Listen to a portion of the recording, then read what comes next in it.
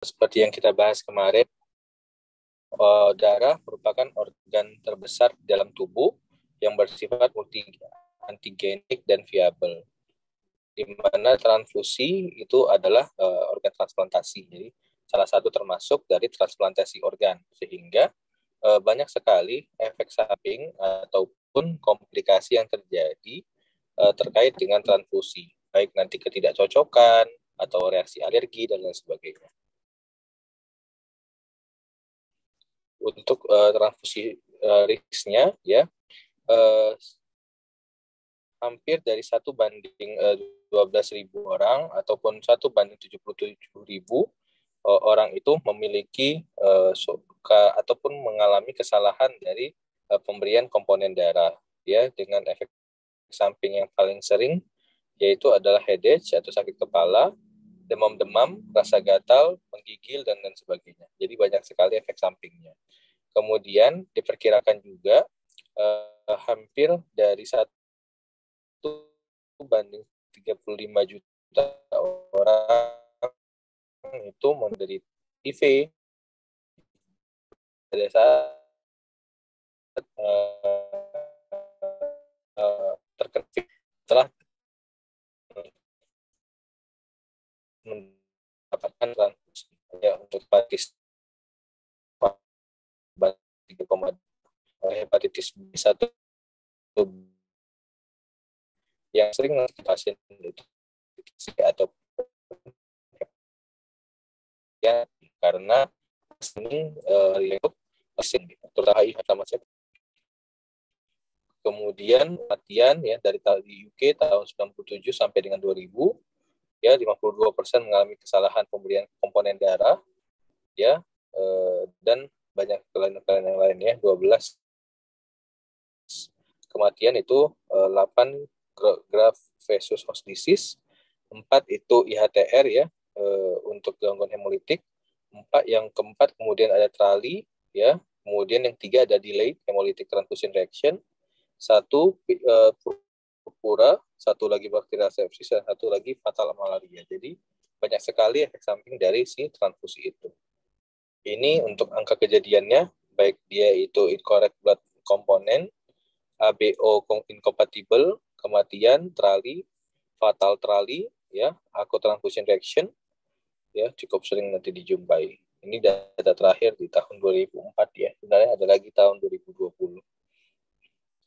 Untuk di Indonesia sendiri, bagaimana? Tapi di Indonesia jarang sekali ya terdata untuk kasus-kasus seperti ini. Jadi mungkin kedepannya kita sarankan untuk PMI untuk mendata ya pasien-pasien yang mendapat transfusi apakah memiliki efek samping atau tidak. Untuk komplikasi dari transfusi ada yang bersifat imunologik dan ada yang non imunologik ya. Nanti akan kita bahas. Kemudian untuk yang immediate itu kurang dari 24 jam dan yang delayed itu lebih dari 24 jam. Jadi setelah mendapatkan transfusi lebih dari 24 jam masih memiliki komplikasi transfusi itu sendiri. Jadi bukan berarti setelah ataupun saat ditransfusi atau selang 1 jam atau 2 jam setelah mendapat transfusi si pasien tersebut tidak dapat mengalami komplikasi ya. Jadi delay transfusion reaction pun dapat terjadi ya, terutama untuk yang hemolytic. Ini untuk immune effect ya, yang type ataupun komplikasinya. Untuk immune effect itu terbagi 2, yaitu ada yang hemolytic reaction, ada yang non-hemolytic reaction. Untuk yang immediate itu ada immune hemolytic transfusion reaction dan ada yang delayed hemolytic transfusion reaction. Ya. Kemudian untuk immediate yang non-hemolytic itu ada febrile neutropenia hemolytic transfusion reaction atau FNATR. Yang kedua adalah allergic reaction, yang ketiga anafilaktik ataupun anaphylactoic reaction, dan yang keempat adalah trali atau transfusion related acute lung injury. Kemudian untuk delayed itu ada alloimunisasi, kemudian VTP, kemudian ada graft versus host disease, dan ada immunosuppression. Jadi imunnya tiba-tiba menurun ya. Kemudian non-imun itu ada bacterial contamination. Kemudian yang kedua ada TACO, yaitu transfusion acquired cardiac overload. Kemudian ada physical RBC damage, jadi kerusakan dari sel darah merah tanpa dimediasi oleh sistem imun. Kemudian ada depresi ataupun dilusi dari koagulasi. Yang kita bahas kemarin, untuk yang transfusi PRC terutama akan mengganggu sistem koagulasi dan gangguan dari si trombosit maupun gangguan dari kalsium. Dan yang terakhir adalah iron overload. Iron overload ini seringkali dijumpai pada pasien-pasien yang rutin mendapatkan transfusi. Contohnya pada pasien dengan anemia, dengan thalassemia mayor terutama yang bolak-balik mendapat transfusi. Jadi pasien seringkali mendapatkan terapi untuk mencegah terjadinya iron overload. Ya, contohnya seperti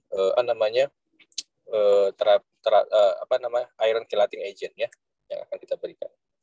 Ini untuk IHTR, immediate hemolytic transfusion reaction, ya, merupakan inkompatibilitas dari gangguan grup darah, di mana ini bisa saja diakibatkan oleh karena misidentifikasi dari blood bank ataupun pada saat rawatan, ya.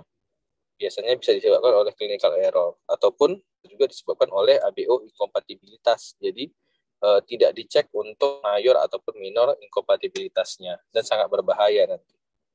Bagaimana mencegahnya? Ya mencegahnya udah pasti dicek lah untuk identitas pasiennya, untuk sampel darahnya, labelnya, apakah sesuai, baik resus maupun golongan darahnya. Ya, jadi jangan diberikan misalnya resusnya positif, kita berikan yang negatif, atau misalnya golongan darah B, kita berikan yang A, AB, ya kan?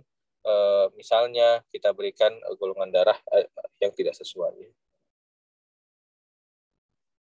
Kemudian untuk delayed hemolytic transfusion reaction, ini terjadi lebih dari 24 jam setelah didapatkan transfusi, ya, menyebabkan gangguan dari si sel darah merah tersebut akibat adanya antigen. Ya, biasanya ini disebabkan oleh karena adanya antibodi yang tidak ataupun sulit untuk dideteksi, seperti misalnya KIT ataupun resus system. Jadi bisa saja ini terjadi nanti pada pasien-pasien pasca pemberian transfusi. Biasanya nanti ada merah kulitnya, misalnya sesak nafas pun bisa. Cara mencegahnya, tapi biasanya kita tetap melakukan identifikasi dan melakukan pengecekan untuk golongan darahnya, ya.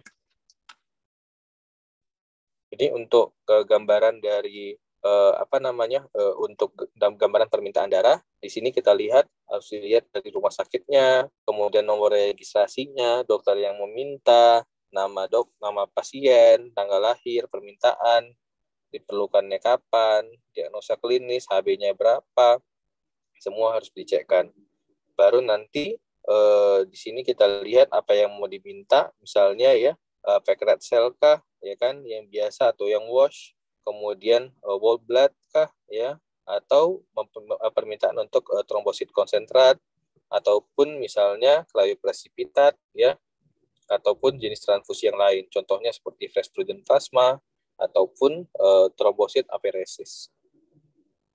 Ini untuk kantong darah yang akan keluar dan dicocokkan antara nomor kantong yang di surat dengan yang didapat, baru darah bisa dipakai. Ya, jadi ini semua harus dicekkan. Kalau nanti terjadi kesalahan, misalnya nomor kantong tidak sesuai dengan yang diberikan, itu dapat memberikan efek yang signifikan atau bahkan berujung kepada kematian. Nah, ini salah satu permintaan juga, ya. Ini yang kemarin kita bahas, ya. Ini minornya. Nanti pastikan dia tidak melebihi dari si direct home test-nya, dan jika mayor positif, ya, darahnya bisa tidak keluar, ya. Ini untuk febrile non-hemolytic transfusion reaction. Jadi febrile non-hemolytic transfusion reaction ini 1% dari transfusi. Jadi untuk febrile non-hemolytic transfusion reaction ini merupakan klinis yang cukup sering nanti kita jumpai. Jadi pada pasien seringkali nanti demam-demam pasca ataupun saat diberikan transfusi, kemudian demamnya sangat tinggi, ya. Jadi untuk keputusan terapinya pun juga harus tepat, ya. Jangan sampai nanti pasien begitu demam langsung kita stopkan untuk pemberiannya, ya. Jadi harus diberikan dulu untuk obat demamnya, apakah demamnya turun atau tidak. Kalau nanti tidak turun, ya berarti transfusi dapat kita stopkan atau klinisnya makin berat. Gejalanya itu nanti bisa menjadi menggigil, kemudian tiba-tiba shock, ataupun bisa nanti tiba-tiba mual muntah dan sesak nafas, ya. Jadi harus disesuaikan nanti untuk klinisnya dan terapinya, ya. Biasanya suhunya itu bisa peningkatan lebih dari 1 derajat Celcius dari suhu normal atau suhu saat dilakukan transfusi, atau bahkan bisa lebih dari atau sama dengan 39 derajat Celcius. Dan untuk terapinya biasanya kita berikan antipiretik saja, mau itu paracetamol, ibuprofen, ataupun pemberian Noragis, ya, atau obat demam yang lain. Ya, jadi jika ini terjadi nanti, ini diakibatkan karena leukosit antibodi, ya, dan antibodi di dalam tubuh dan di kantong darah tidak sesuai ataupun terjadi reaksi yang menyebabkan demam-demam. Cara mencegahnya, ya, pada saat transfusi yang berikutnya, jika kita melakukan transfusi yang masif lebih dari 2 kantong, berarti ya kita berikan untuk yang removing leukosit, ya, leukoreducted atau leukoreduction reduction untuk pemberian kantong darahnya. Atau bisa juga kita berikan wash PRC jika memang dia sel darah merah, ya. Karena di dalam kantong darah merah itu atau PRC itu juga ada sedikit banyak komponen dari leukosit. Makanya bisa terjadi reaksi demam-demam seperti ini. Untuk alergi, ya, untuk alergi itu sendiri itu bisa banyak tipe, ya. Dia diperantarai oleh IgE dan ataupun IgG, antibody yang dapat menyebabkan berbagai macam reaksi alergi. Biasanya dia bisa gatal atau bisa sesak nafas ataupun bahkan anafilaktik. Untuk reaksi alergi ini terbagi atas 2, ya. Bisa menyebabkan minor alergik, ya, seperti gatal-gatal atau kulit kemerahan saja, bisa kurang atau sama dengan 1/4 dari tubuh, ya, atau bisa gejala-gejala yang lain. Kemudian kalau jika dia yang sudah berat atau sudah terjadi anafilaktik, berarti disertai dengan gangguan airway seperti sesak nafas, stridor, atau suaranya serak-serak, batuk-batuk, kemudian wheezing dijumpai dari pemphisnya, ya. Kemudian kalau dia sudah berat, ada gangguan sirkulasi seperti hipotensi atau bahkan bisa terjadi kematian mendadak.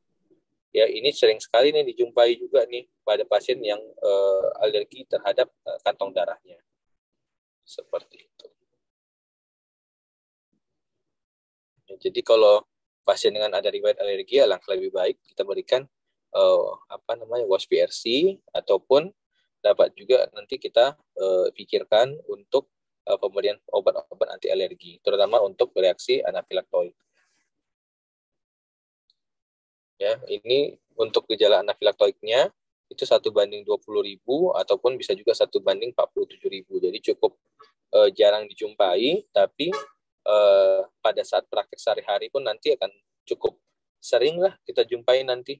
Kita lihatlah nanti kan, karena data kita di sini tidak ada yang tidak ada yang tercatat sekali kan, makanya belum tahu nih apakah memang reaksi di sini sering atau tidak. Tapi yang saya jumpai sehari-hari cukup sering juga dijumpai di rumah sakit. Ya, jadi untuk prevensinya kita lakukan ini, ya, wash ataupun remove semua plasma, terutama untuk IgA komponennya, supaya tidak terjadi reaksi alergi. Kemudian untuk TRALI, ya, transfusion related acute lung injury, di sini biasanya disertai dengan gejala sesak nafas yang hebat, ya. Dan kemudian gejalanya bersifatnya akut, ya, kemudian dengan diffuse pulmonary infiltrate, ya, infiltrat di seluruh lapangan paru, dan sesak nafas yang sangat hebat. Pulmonary odem juga terjadi, kadang-kadang juga disertai dengan pembesaran jantung. Seperti itu, ya. Biasanya disebabkan karena antibodi yang tidak sesuai ataupun adanya agregasi dari si neutrofil yang menyebabkan pulmonary edema. Ini yang menyebabkan ya semuanya ini ya, mulai dari antibodinya, kemudian reaksi yang terjadi anti HLA, anti 5B, anti NA, NB, C1, C3, C5 ya komplemennya, termo TNF, interleukin dan sebagainya, membuat permeabilitas pulmonarinya terganggu dan menyebabkan cairan menumpuk di alveoli yang menyebabkan sesak nafas dan mengganggu pertukaran antara oksigen dan karbon dioksida. Bagaimana cara mencegahnya? Ya tetap sama ya. Jika memang ini terjadi, dapat diberikan pemberian oksigen terlebih dahulu, stopkan ininya ya, transfusinya segera, berikan oksigen, foto dada, kemudian pikirkan untuk pemberian obat-obat antibiotik dan lain sebagainya.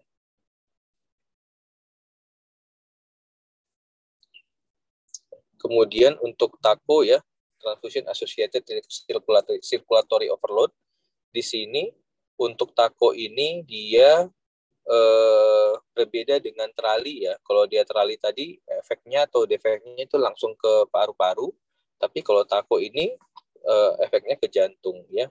Jadi akibat transfusi yang terjadi secara masif atau diberikan transfusi dalam jumlah yang besar, membuat cairan di dalam tubuh pun meningkat, terutama pada orang tua, pasien-pasien dengan CHF, pasien-pasien dengan gangguan ginjal, ya itu dapat menyebabkan terjadinya kesulitan dalam bernafas akibat overload cairan. Ya, dari pemeriksaan fisik biasanya nampak nanti adanya peningkatan dari tekanan vena jugularnya ya. Jadi kita lihat apakah ada terjadi peningkatan vena jugular.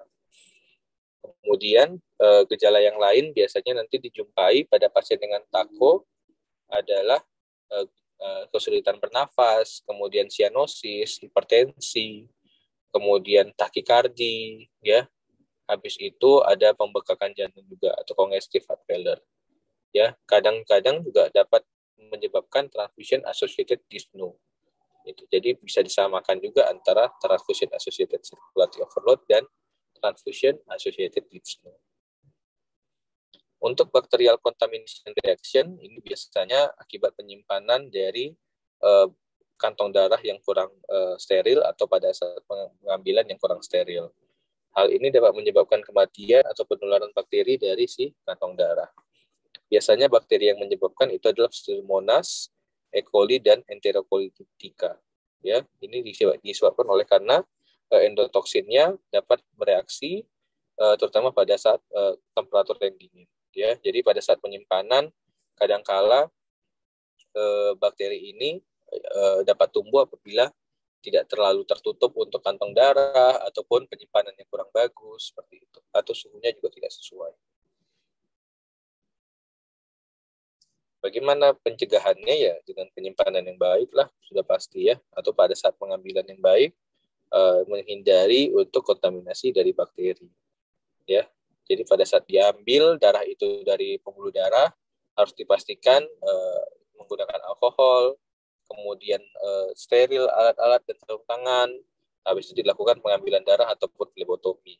Setelah diambil sel darah merahnya, dilakukan penyimpanan ataupun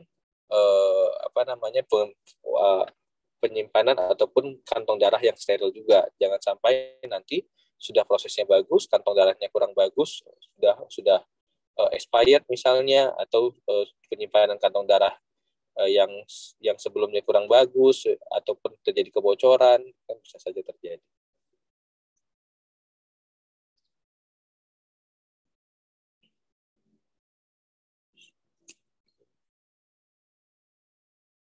Ini contohnya ya, kantong darah yang kurang bagus ya, ada bercak-bercaknya nanti. Biasanya dia harus jernih tuh, darah semua, nggak ada yang putih-putihnya ya.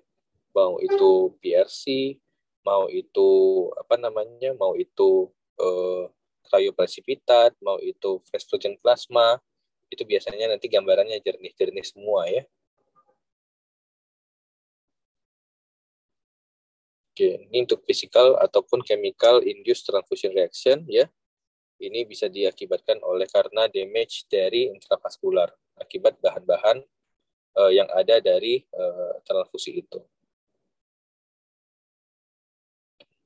Oke, ini jarang terjadi nanti ya.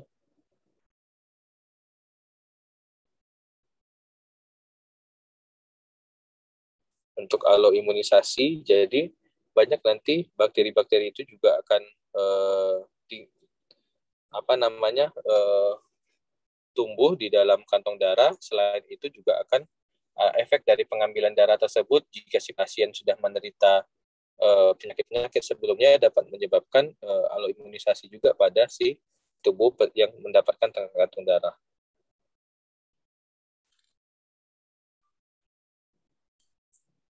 Setelah itu kemudian setelah dapat transfusi, efek yang lain tuh biasanya adalah post transfusion purpura. Jadi dia merah-merah di kulit-kulitnya itu semua setelah mendapatkan transfusi.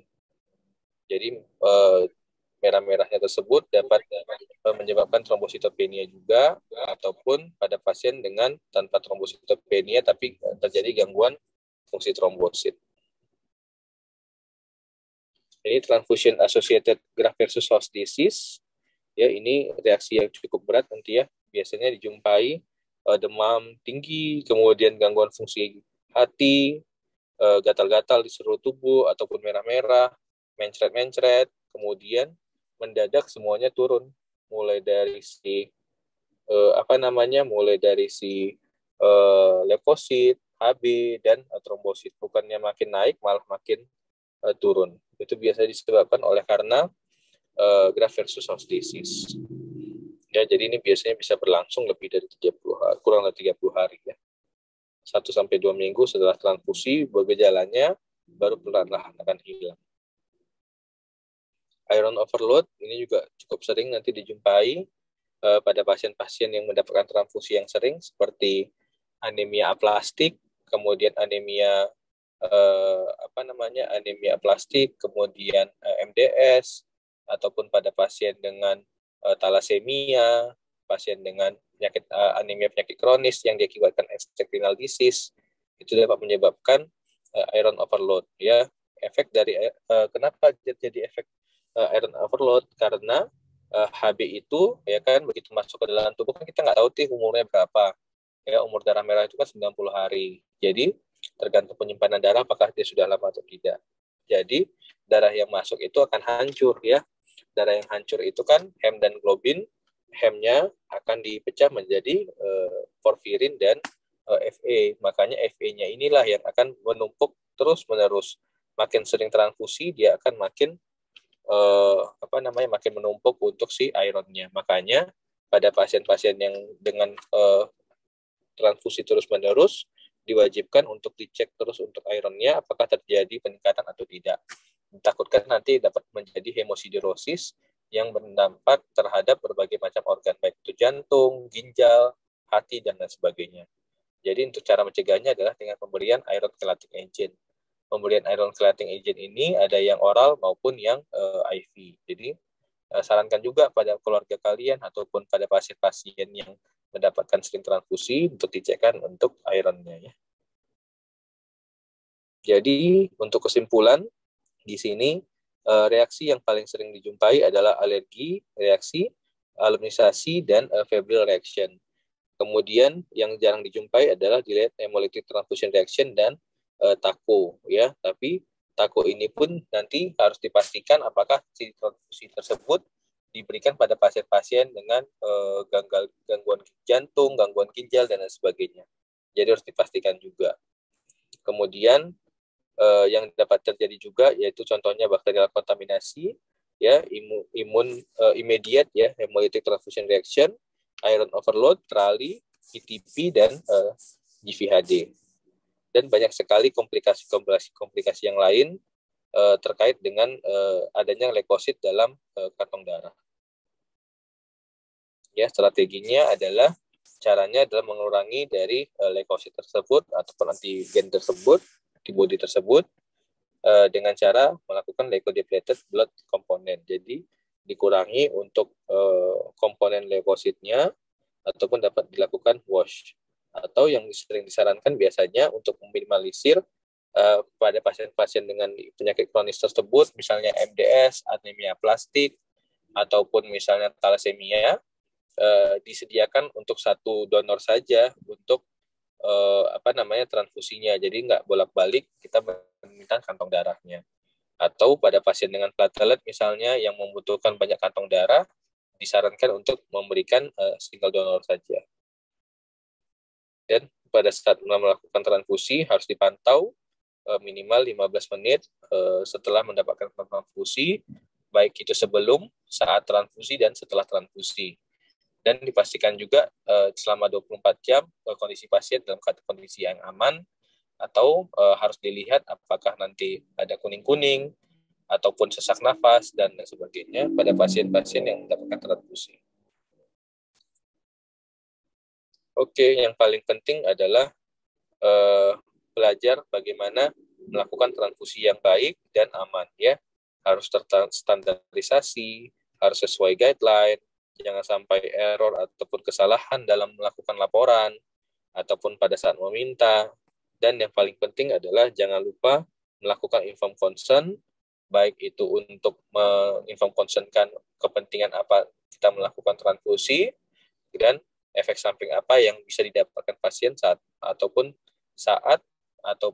setelah mendapatkan transfusi.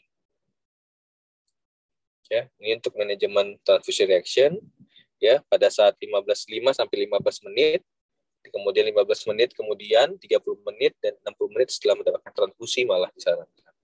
Ini untuk gejala-gejala yang akan sering didapat, ya, pada saat transfusi sedang berlangsung. Setiap kali muncul reaksi transfusi yang sedang ataupun berat, dapat kita lakukan stop untuk pemberian transfusi, pastikan IV lainnya masih terpasang, cek untuk kantong darahnya, kemudian laporkan kantong darah tersebut ke bank darah atau PMI, kemudian kembalikan lagi kantong darah, habis itu masukkan lagi cek lagi darahnya, kemudian komplit ataupun mengisi transfusi reaction-nya di lembar PMI dan cek urin juga, ya, dan dokumentasi. Jangan lupa dokumentasikan semua kejadian yang didapat. Ya, jadi yang harus dilakukan pada saat transfusi reaction terjadi berlangsung adalah cross match-nya pastikan direct antiglobulin test-nya, pastikan antibody screening antibody-nya cocok, kemudian kultur darah, ya, baik di kantong darah maupun di darah pasien, kemudian explanation ataupun laporkan juga dan catatkan di dokumen tertulis maupun via komputer. Oke, baik, terima kasih. Sampai sini saja kuliah kita. Ada pertanyaan terkait dengan transfusi ini?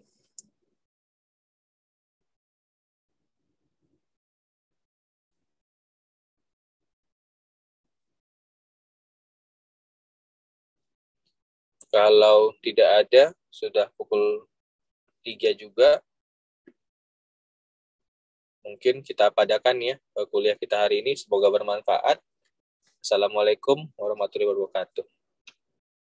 Waalaikumsalam warahmatullahi wabarakatuh. Waalaikumsalam, terima kasih, Dok. Oke, terima kasih. Izin live, ya.